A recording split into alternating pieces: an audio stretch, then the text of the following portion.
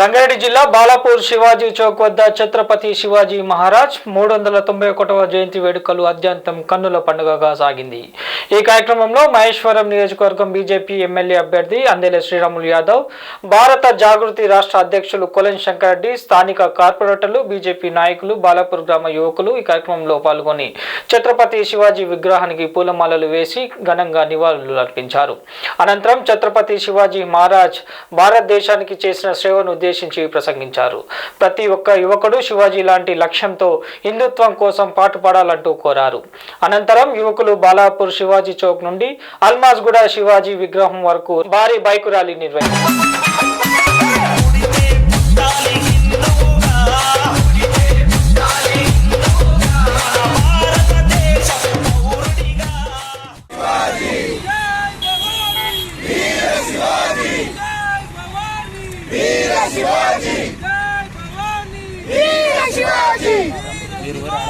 ఛత్రపతి శివాజీ మహారాజ్ యొక్క జయంతి ఉత్సవాలను భారతీయ జనతా పార్టీ, బజరంగ దళ్, జాతీయవాద యువ కిషోరుల ఆధ్వర్యంలో ఈనాడు నిర్వహించుకుంటా ఉన్నాం శివాజీ చౌక్లో. ఈ సందర్భంగా విచ్చేసిన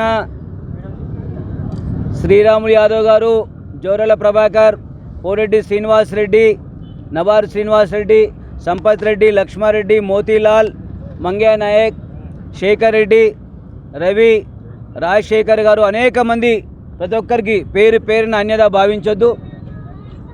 ఈనాడు భారతదేశంలో జాతీయత, దేశభక్తి, హిందుత్వ భావాలు కొనసాగుతూ ఉన్నాయంటే వీటన్నిటికీ ప్రధానమైనటువంటి కారకుడు, ప్రధానమైనటువంటి పోరాట యోధుడు, విజయాన్ని సాధించి నేటి తరానికి స్ఫూర్తిదాతగా నిలిచినటువంటి శివాజీ మహారాజు జయంతి ఈనాడు జరుపుకోవడం మనందరం కూడా భారతీయులుగా ఎంతో గర్వకారణం అని చెప్పి మనవి చేస్తూ ఉన్నాను.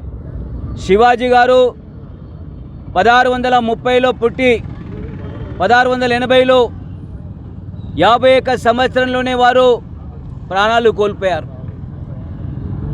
అతి పిన్న వయస్సులో మహమ్మదీల మీద వారు 390 సార్లు యుద్ధాలు చేశారు. ఏ యుద్ధంలో కూడా శివాజీ మహారాజ్ ఎప్పుడు కూడా ఓటమి చవి చూడలేదు. శివాజీ మహారాజు ఈ భారతదేశంలో భారత భూమి దైవ భూమి, వేద భూమిగా, దేవతలు పుట్టినటువంటి భవ్యభూమిగా ఉన్న ఈ పరిస్థితుల్లో ఈ భారత దేశాన్ని, భారత సంఘటితాన్ని కాపాడుకునే ప్రయత్నంలో వారు అనేక యుద్ధాల్లో పోరాటం చేసి గెలిచిన విషయం మనందరికీ కూడా ఒక విజయాన్ని, స్ఫూర్తిని ఇస్తూ ఉంది. ఈ సందర్భంలో హిందూ ధర్మాన్ని నాడు కాపాడి ప్రపంచ దేశాల్లో హిందుత్వ భావాలు గల దేశంగా భారతదేశాన్ని నిలబెట్టినటువంటి గొప్ప నాయకుడు, పాలకుడు, సామ్రాజ్య యోధుడు శివాజీ అని చెప్పి నాడు సందర్భంగా మనవి చేస్తూ ఉన్నాం.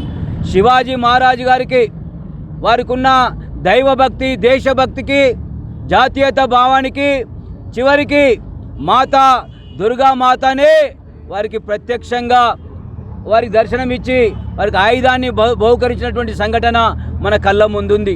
ఇంత గొప్ప యోధుడు భారతదేశంలో మన శివాజీగా మన యొక్క హిందువులలో ఒక గొప్ప దైవ సమానంగా యుగ పురుషులుగా మన ముందున్నారని చెప్పి మనవి చేస్తూ ఉన్నాను. అదేవిధంగా వారి యొక్క మార్గదర్శనంలో వారి యొక్క అడుగు 395 జయంతి జరుపుకోవడం జరుగుతుంది ఇక్కడ బాలాపూర్ చౌరస్తా మన శివాజీ చౌక్ దగ్గర. అదేవిధంగా ఛత్రపతి శివాజీ ఎన్నో పోరాటాలు చేసి, ఎన్నో యుద్ధాలు చేసి భారతదేశానికి ఎంతో సేవ చేయడం జరిగింది. ఛత్రపతి శివాజీ గారు ఆ రోజుల్లో మొఘల్ సామ్రాజ్యాన్ని పోరాటం చేసి ఆయన రాజ్యం దక్కించుకోవడం జరిగింది. అదేవిధంగా ఆయన పూణే జిల్లాలో పుట్టి జన్మించడం జరిగింది. అదేవిధంగా ఆయన ఈ దేశానికి ఎన్నో సేవ చేయడం, మహిళలను ఎంతో విధంగా ఆదర్శించి మహిళలను అన్నయ్యగా అని పిలిపించుకున్న ఛత్రపతి శివాజీ గారు ఆయన జయంతి చేసుకోవడం చాలా సంతోషమైన విషయము. అదేవిధంగా ఛత్రపతి శివాజీ గారు 1677లోనే మన భాగ్యనగర్లో అడుగుపెట్టి, అదేవిధంగా మన శ్రీశైలం పీఠాధిపతి దగ్గరికి పోయి అక్కడ ఆయన బలిదానం చేద్దామనుకుంటే అక్కడ అమ్మవారు ప్రత్యక్షమై అమ్మవారు చెప్పారు, అయ్యా నాయన మీరు ఇక్కడ చేయొద్దు బలిదానం, మీరు దేశానికి ఎన్నో సేవలు అవసరం, భారతదేశానికి మీరు చాలా సేవలు అవసరమని ఛత్రపతి శివాజీ గారు అమ్మవారు ఆజ్ఞ వేయడం, ఆయన దాని రిటర్న్ తిరిగి వచ్చి ఇక్కడ చాలా పోరాటాలు చేసి అదే విధంగా ఆయన పోరాటంలో ఆయన తర్వాత జరిగిన విషయం ఏంటంటే అలా రెండో భార్య ఆయన విరోచనాలు వాంతులు అయితే ఆ విషయం ఇచ్చిందని కథలుగా చెప్తున్నారు. అదేవిధంగా ఆయన రెండో భార్య పట్టాభిషేకం మరణించిన తర్వాత పట్టాభిషేకం చేయడం జరిగింది. ఆ తర్వాత మళ్ళీ మొదటి భార్య కొడుకు తీసుకొని ఛత్రపతి శివాజీ ఆ విధంగా మరణించడం జరిగింది. ఆయన జయంతి రోజు జరుపుకోవడం సంతోషకరమైన విషయం. ఇది భారత్ మాతాకి జై.